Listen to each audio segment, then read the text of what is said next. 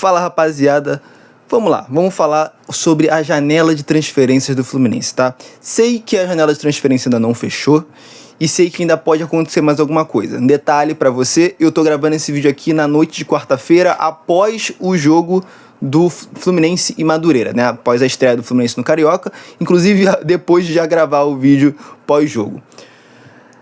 Então, rapaziada, vamos lá. A janela de transferência do Fluminense até agora, eu acho que teve uma boa contratação, que foi o Arana, que na verdade a gente só fez duas contratações, né? O James e o Arana. E me preocupa essa janela de transferência, porque o Fluminense ele vai perder 2 semanas negociando com Savarino e Hulk, né? E no final das contas o Hulk não veio, o Savarino também não deve vir. E o Fluminense está numa situação um pouco complicada nessa janela de transferência. Pelo menos algumas coisas nessa janela de transferência me dão um pouquinho de raiva, tá? Vou falar um pouco melhor sobre isso, mas para você que está chegando agora, não me conhece, nunca me viu por aqui, seja muito bem-vindo. Esse é o canal lá, Tropa do Flusão, meu nome é Gustavo. Já chega se inscrevendo, deixando um like para dar aquela força, aquela moral e vambora. Vamos lá. Janela de transferência do Fluminense até agora, eu me empolguei, sim, entre aspas, tá? Me empolguei e achei uma boa contratação do Arana para lateral esquerda. Que nossos laterais esquerdos eram o René e o... Nossa, eu esqueci o nome do outro lateral esquerdo. Não sei se vocês lembrarem, por favor, botem nos comentários. O outro menino da lateral esquerda. Mas basicamente o nosso lateral esquerdo era o René, né? O René que veio, jogou, assumiu a titularidade e ficou na lateral esquerda. A gente não tinha outro lateral que a gente pudesse confiar. Tudo bem que o René não é de grande confiança, mas ele fez uma boa temporada no passado, tá?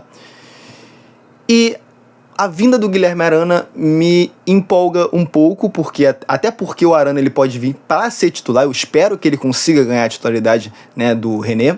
Vai ter que jogar bem, e eu espero que ele jogue. E veio o James. Agora, com relação ao James, eu vou ter que comentar algumas coisas, tá? Por quê? O James ele vai vir pra gente recompor a nossa zaga. Só que a nossa saída na zaga foi o Thiago Silva. O James não vai suprir a necessidade que ficou na nossa zaga com a saída do Thiago Silva. Um detalhe, o Thiago Silva não foi o único que saiu. Os jogadores que saíram não eram titulares, eles só compunham o elenco de fato. Por exemplo, Manuel e Thiago Santos. Mas a gente vai precisar de mais zagueiros para compor o elenco. Agora, uma pergunta sincera para vocês. Qual vai ser a nossa zaga titular? Porque a gente teve a esperança por um período, né, dessa janela de transferência, que ainda não fechou, não sei o que pode acontecer, mas não acho que o Nino venha agora, tá? Então a gente teve a esperança do Nino vir nessa janela de transferência. Nino não veio. O Nino não veio nessa janela de transferência, até agora, pelo menos. E nossa única contratação para a zaga foi o James. Não sei qual vai ser a nossa zaga titular. O que eu imagino, pelo que vinha sendo escalado no passado, né, é que a nossa zaga seria James e Freitas, ou James e Ignacio, ou talvez Ignacio e Freitas. Não sei realmente qual vai ser a nossa zaga titular. O que me preocupa, tá? Lateral direita é o Samuel Xavier e o Guga. Se o Samuel Xavier continuar com boas atuações, ele é titular incontestável. Só que me preocupa é que o Guga, eu acho ele ele nos ajudou em muitos momentos, tá? Mas eu não tenho tanta confiança assim no Guga. Não sei você. Eu não tenho tanta confiança assim no Guga. O que pode me dar uma certa esperança para lateral direita também é o Fidelis. O Fidelis, eu acho que ele vem jogando muito bem, tá? E ele pode ser o reserva imediato do Samuel Xavier, quem sabe? Se ele ganhar mais minutagem, ganhar mais tempo de jogo, talvez consiga ser o reserva imediato. Agora, vamos falar do problema principal aqui dessa janela de transferência, da janela de transferência passada, da outra janela de transferência, de mais 3 janelas de transferências. É o principal problema, que já vem sendo repetido há muito tempo. Eu vim repetindo isso durante uns 6 meses, no mínimo, ano passado, que é centroavante. O que o Fluminense fez esse ano até agora com relação a centroavante? Lembrando, deixando bem claro, até agora, não sei se na quinta-feira já vai ter alguma coisa diferente, inclusive esse vídeo vai ser postado na quinta-feira. Eu não sei se o Fluminense vai contratar algum atacante, né? Até lá. Ou até o final dessa semana, quem sabe. Não sei, tá? Mas até agora, o Fluminense ficou numa novela de 2 semanas, mais ou menos, com o Hulk. Aí o Hulk, uma hora estava muito próximo, outra hora não estava próximo. Uma hora estava acertado, outra hora não estava acertado. Aí vê se vai ou não vai, e aí negocia com o Atlético, e negocia com o Fluminense, e no fim das contas o Atlético pediu uma porcentagem, percentual da venda de jogadores de Xerém, e o Fluminense recusou. Né? Além de não poder, do Hulk não poder jogar contra o Atlético e tal, entre outras pedidas do Atlético. Enfim, negociação que demorou, o Hulk não veio. Outra negociação foi a do Savarino. Novelinha também do Savarino. Savarino estava acertado, aí chegou no Botafogo, fez uma reunião lá no Botafogo, não quis sair, Savarino também não vem, mas apesar disso, saiu uma notícia dizendo que o Fluminense não desistiu do Savarino, que a proposta ainda está de pé. Essa insistência do Fluminense por alguns jogadores me preocupa um pouco, tá? Se os jogadores viessem, tudo bem, ótimo, mas o Hulk já não vai vir. Quem vai vir no lugar do Hulk? Alguém no lugar que seria do Hulk, né? A gente precisa de um centroavante. Vamos lá.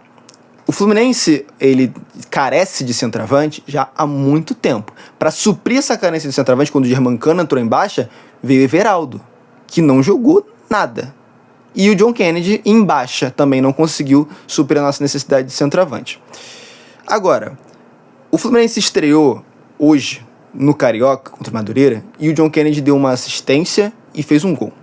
E quase deu uma outra assistência também, né? Mesmo assim, contra o Madureira, eu achei que foi uma partida abaixo do John Kennedy, apesar do gol e da assistência, tá? Ele errou muita coisa, mas quando acertou, foi um lance que chegou até... que levou gol, né? A favor do Fluminense. Agora, vocês acham que o John Kennedy vai ser a solução? Eu não acho. Eu espero que ele me surpreenda. Eu espero que eu esteja errado e ele consiga me surpreender, ganhar a titularidade, jogar muito esse ano e marcar muito gol. Mas me preocupa porque eu não acho que o John Kennedy seja a solução dos nossos problemas. Assim como não foi ano passado, não acho que será esse ano. Mas se ele me surpreender e marcar gol adoidado, eu admito que eu estava errado, vou ficar feliz pra caramba. E, cara, temos o nosso camisa 9. Mas é preocupante porque, ao que indica, ainda vai ficar a disputa entre Everaldo e John Kennedy na centroavância. E eu não queria mais ver o Everaldo vestindo a camisa do Fluminense, muito menos a camisa 9, muito menos sendo titular do ataque do Fluminense, tá? Então, até agora, a janela de transferência do Fluminense é preocupante pra mim, tá? Mas, vamos ver o que acontece. A janela de transferência ainda não fechou. Vamos ver se algo de novo ocorre, alguma notícia boa ocorre nesses próximos dias, né? Algum centroavante, talvez algum meia. O Fluminense disse que estava querendo contratar meia.